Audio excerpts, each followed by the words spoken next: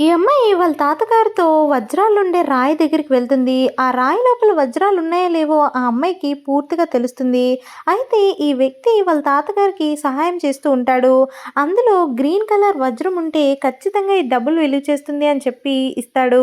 కానీ వాళ్ళ తాతగారికి అవన్నీ తెలియకపోవడంతో సరే అని తీసుకుందామని రెడీగా ఉంటారు. ఈ రాయి కొంటే ఖచ్చితంగా మీకు 100 కోట్ల లాభం వస్తుంది అనేసరికి వాళ్ళ తాతగారు సరే అని అంటారు. ఇంతలోపే వాళ్ళ మనవరాలు చూసి, "లేదు తాతయ్య గారు ఆగండి" అని చెప్తుంది. వెంటనే వాళ్ళ తాతగారు, "ఏమైంది బంగారు తల్లి? ఏంటి? ఎందుకు ఆగమన్నావు?" అనేసి అడిగేసరికి ఆ అమ్మాయి, "రాయిలో అంత విలువ చేసే వజ్రం లేదు" అంటుంది. దాంతో అతనికి కోపమొస్తుంది. 10 సంవత్సరాల పాపకి ఈ రాయల గురించి ఏం తెలుసు విలువ అని చెప్పి అతను అంటూ ఉంటాడు. వెంటనే వాళ్ళ తాతగారు, "లేదు లేదు, నా మనవరాలు చెప్పిన మాట ఎందుకో నాకు వినాలనిపిస్తుంది" అని చెప్తాడు. అలాగే తన మనవరాల్ని వజ్రమున్న రాయిని కనిపెట్టమంటాడు.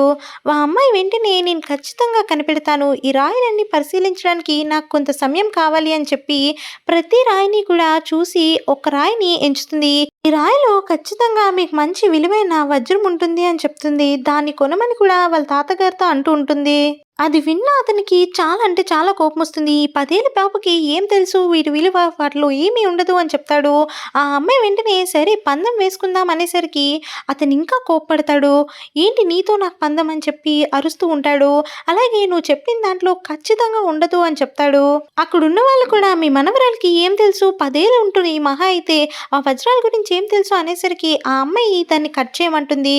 దాంతో అక్కడున్న అతను కట్ చేస్తాడు. అందరూ కూడా ఆశ్చర్యంగా చూస్తూ ఉంటారు. కట్ చేసిన సకానికే అందులో నుంచి గ్రీన్ కలర్‌గా వెలుగొస్తుంది.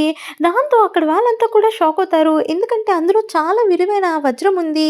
అందుకే అంత వెలుగు బయటకు కూడా వస్తుంది. ఆ పాప చెప్పింది నిజమే అనేసరికి వాళ్ళ తాతగారు కూడా చాలా షాక్‌లో ఉంటారు. వాళ్ళంతా చాలా చాలా ఆనందపడి, "మీ మనవరాలు మేధావి, మేధావి" అని చెప్పి అందరూ కూడా పొగుడుతారు. సబ్స్క్రైబ్.